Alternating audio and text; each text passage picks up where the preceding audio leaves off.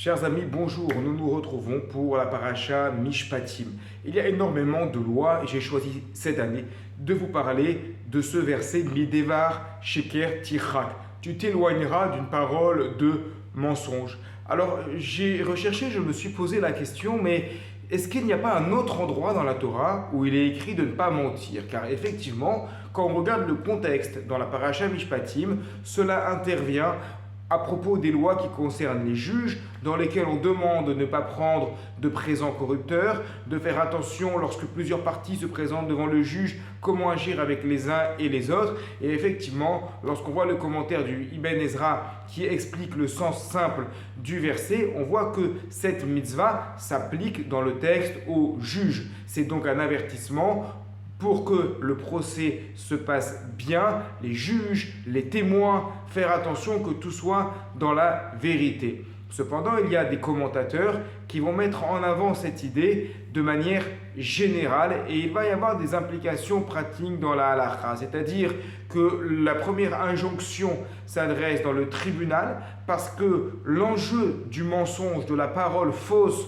dans le tribunal, dans la justice, eh bien, va avoir une portée extrêmement dure, extrêmement difficile. S'il y a un mensonge, alors la justice, le jugement s'en retrouve biaisé. C'est donc beaucoup plus grave, évidemment, qu'un simple mensonge dans la vie de tous les jours. Malgré tout, à un degré moindre, les commentateurs expliquent qu'il s'agit également d'un avertissement de s'éloigner de tout ce qui s'éloigne de la vérité. Car, nous dit le Talmud, la vérité, Emet, c'est le sceau d'Akadosh Baruch Hu. C'est-à-dire que Hachem est Emet, Hachem est vérité. Nous avons une mitzvah, Ve'alarta bidrachav, de marcher dans les chemins d'Hachem, d'essayer de lui ressembler, d'essayer de comprendre comment il fait fonctionner le monde et nous-mêmes d'agir de cette manière-là. Or, Akadosh Baruch Hu fait fonctionner ce monde par le sceau du Emet, dans une vérité, dans un rapport vrai,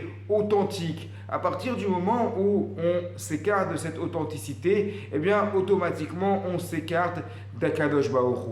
Il y a cependant une conception du Emet, de la vérité, qui est toute spécifique au Talmud. On retrouve par exemple un passage extrêmement rapporté, parfois mal compris, qui est dit « Mutar leshanot mipene hashalom ». On a le droit de changer en raison du shalom. C'est-à-dire que la définition de la vérité, c'est pas uniquement est-ce que ça s'est passé, est-ce que ça ne s'est pas passé, mais mutar leshanot, ça veut dire des fois on peut changer les choses, on peut apporter une petite modification sans rentrer dans un mensonge, dans le but de rapprocher les uns et les autres. Pourquoi? Parce que le shalom fait partie du émet, des relations qui sont pleines, qui sont entières, ce sont des relations qui sont vraies, même si pour parvenir à ces relations, on a dû arranger d'une certaine manière le rapport entre les uns et les autres. Et je vais rapporter deux exemples concrets. Premier exemple, c'est celui qui est rapporté dans le Talmud. Lorsque on est au moment du mariage et qu'on voit une jeune femme qui est mariée, qui va se marier, qui n'est pas très jolie physiquement, et bien pourtant on va voir le khatan en disant Manae, qu'est-ce qu'elle est belle cette Kala, qu'est-ce qu'elle est jolie. Alors évidemment on pose la question, mais c'est du mensonge, Midevar Sheker Tichak, tu dois t'éloigner du mensonge. Et il y a plusieurs explications chez les commentateurs.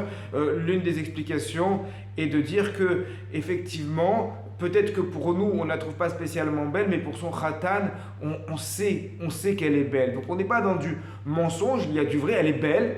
La beauté, c'est quelque chose de subjectif, ce n'est pas quelque chose d'objectif. On ne la trouve pas belle pour nous, mais ça tombe bien parce que ce n'est pas notre femme, c'est la femme du khatan qu'on est en train de réjouir, et ça fait partie de la mitzvah de réjouir le marié, et donc ça rapporte du shalom entre lui et sa kala. Un autre exemple qui est rapporté par le Rav Zilberstein, qui pose la question, est-ce qu'on a le droit, lorsque on fait monter quelqu'un à la Torah, de l'appeler Rabbi? Des fois, c'est une habitude dans les synagogues, shalom, dit Rabbi, un tel, Rabbi Moshe, Rabbi si, on fait monter, ou alors on appelle quelqu'un tzaddik, ah tzaddik, Razak, c'est bien ce que tu fais, mon tzaddik, alors que c'est pas vraiment un tzaddik, c'est pas vraiment un rabbi. Et il répond le Rav Zilberstein que c'est permis, pourquoi? Parce que c'est darké shalom, c'est une manière d'apporter le shalom, de donner un peu de kavod, de donner un peu d'estime à quelqu'un, et il sait très bien lorsqu'on l'appelle comme ça, il sait très bien lui-même que c'est pas un tzaddik, il sait très bien lui-même que c'est pas un rabbi, mais ça permet de se sentir bien dans cet endroit, dans cette communauté. C'est pour ça, dit le Rav Zilberstein, qu'une telle chose est permise. Donc il y aurait énormément de choses à dire sur ce sujet, bien entendu, à approfondir, sur cette définition du shalom, du émet, de la vérité, par rapport au sheker, par rapport au mensonge, cette idée d'avoir une parole qui est toujours vraie, sachant que le vrai passe aussi par le shalom, Shabbat, shalom.